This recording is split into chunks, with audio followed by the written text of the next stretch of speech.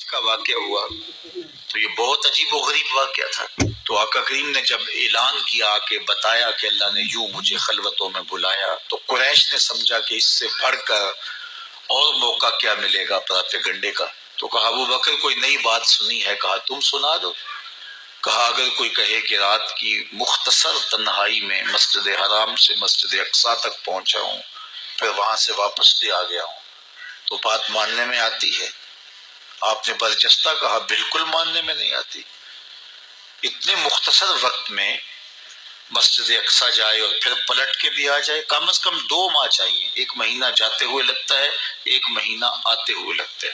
کوئی چھو کے بھی آئے تو 2 ماہ چاہیے. تو سمجھا کہ لوہا خوب گرم ہو گیا، اب چوٹ ٹکانے پہ بیٹھے گے. کہا ماننے میں نہیں نہ آتی؟ کہا بالکل نہیں ماننے میں آتی. تو کہا پھر تیرا یار ہی تو کہتا ہے. تو حضرت ابوبکر صدیق نے فرمایا وہ واقعی کہتے ہیں؟ ہاں ہاں ہاں انہی کا کہنا ہے.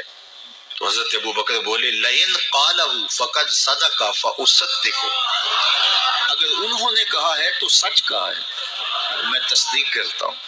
کہا ابھی تو تم کہہ رہے تھے کوئی کہے تو ماننے میں نہیں آتا. کہا کوئی کہے تو اب بھی نہیں مانوں گا، وہ اس سے بھی عجیب کہے تو مان لوں گا. اللہ اکبر. فبذالک سمی صدیق، علماء نے لکھا یہ وہ وجہ تھی جس کی وجہ سے آپ کو صدیق پکارا جانے لگا. معراج کی تصدیق کی اور صدیق کہلائے. صدیق تصدیق سے بھی ہے اور ساری زندگی آپ نے جھوٹ زبان پہ نہیں آنے دیا.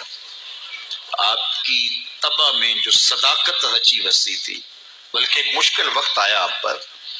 وہ جب حضور علیہ السلام کو اللہ کا حکم ہوا اور ہجرت کر کے حضور مکہ سے مدینہ کی طرف عازم سفر ہوئے تو حضرت سیدنا صدیق اکبر رضی اللہ تعالیٰ عنہ ساتھ تھے.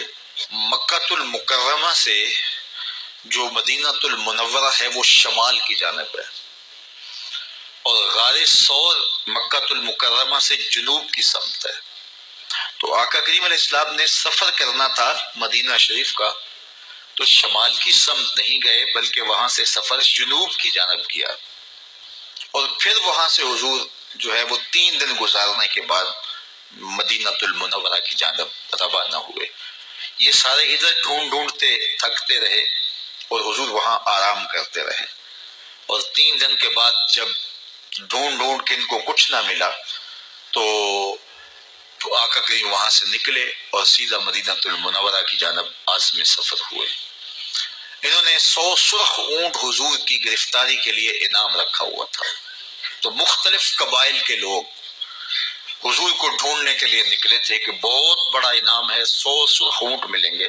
ایسے لوگ بھی تلاش کر رہے تھے جو حضور کو جانتے نہیں تھے. تو راستے کے اندر حضرت ابوبکر صدیق سے کوئی شخص ملا اور اسے شک پڑا کہ جن کو میں ڈھونڈ رہا ہوں کہ وہ کہیں یہی نہ ہو.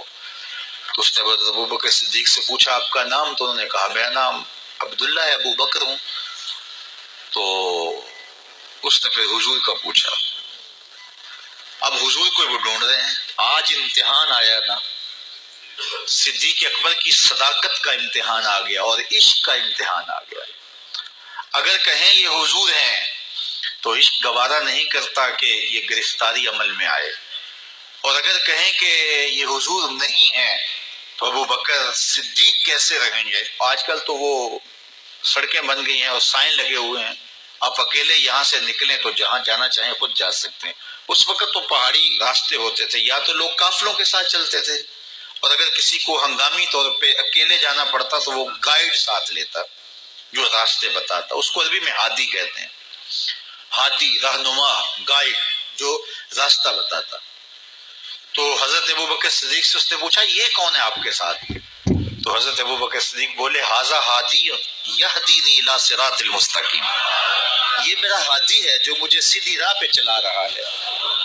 تو وہ سمجھا یہ وہ والا ہادی ہے، لیکن حضرت ابوبکر صدیق دل و قلب و نگاہ کا مرشد قرار دے رہے تھے حضور کو. کہا یہ وہ میرا ہادی ہے جو میری دنیا بھی سیدھی کر رہا ہے، میری آخرت بھی سیدھی کر رہا ہے.